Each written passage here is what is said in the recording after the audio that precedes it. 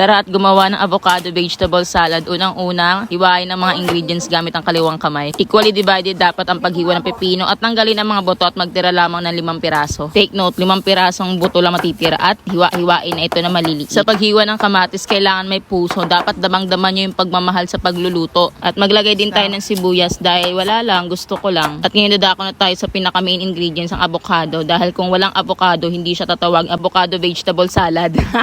Joke yun guys, tumawa kayo. Required.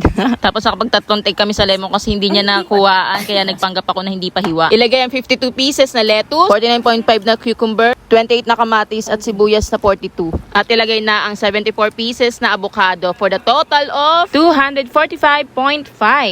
Para sa dressing, maglagay ng olive oil, paminta at lemon. So, paghalu-haluin lang at you're good to go. Ayan na siya guys.